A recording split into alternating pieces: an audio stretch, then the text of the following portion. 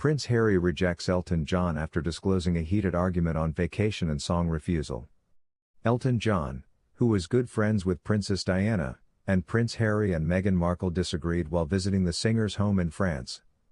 Although Prince Harry and Sir Elton John had a very close connection, fighting on the last night of their vacation was acceptable. In his eagerly awaited autobiography Spare, which was out today, the Duke of Sussex discussed an altercation they had at the Rocket Man singer's French chateau.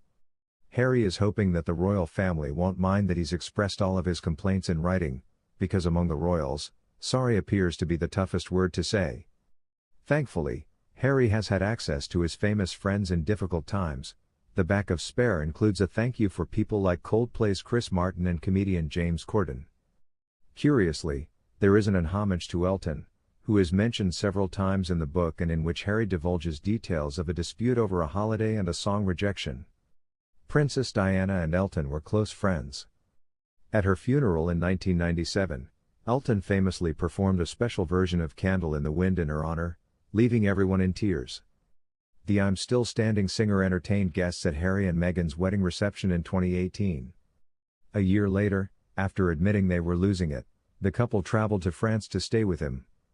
Harry and Meghan witnessed their lads fall in love with Archie while they were there while riding a scooter with Elton's husband, David Furnish. Harry claims that the former Watford FC chairman would frequently be seen staring intently at Archie's face. Harry knew this was happening because of the father-son's striking resemblance to Diana. They were unwinding by the pool on the last night of their visit, and Elton was serving them drinks when they got into a heated argument. Harry said he was congratulating Elton on finishing his autobiography, Me, but when the Little Dancer singer disclosed it will be serialized in the Daily Mail, the mood turned sour. He writes in Spare, he saw my face. He looked aside immediately. How in the world, Elton? Elton said that he wanted people to read it when the Duke questioned why he had selected the newspaper that had made your life miserable.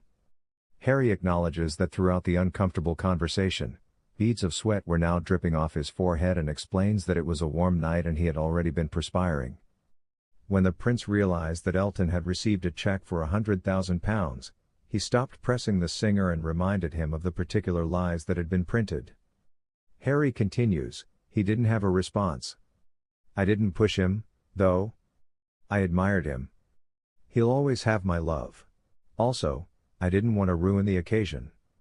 Since Diana's passing, Elton has maintained a close relationship with both of her boys, defending Harry and Meghan in 2019 against relentless and false assassinations on their characters.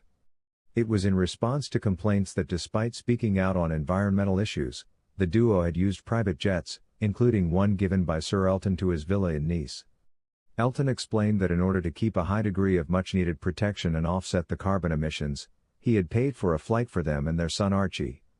The Duke and Duchess of Sussex's private stay at my home in Nice last week has been misrepresented and maliciously portrayed in the press today, the musician tweeted at the time. David and I wanted the young family to spend a private holiday inside the safety and tranquility of our home after a hectic year continuing their hard work and dedication to charity.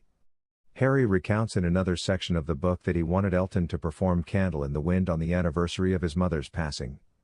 The Grammy Award winner declined, saying that honoring Diana's life and accomplishments would be too macabre. In September 1997, Elton rewrote the song with the lines "Due England's Rose" for her funeral.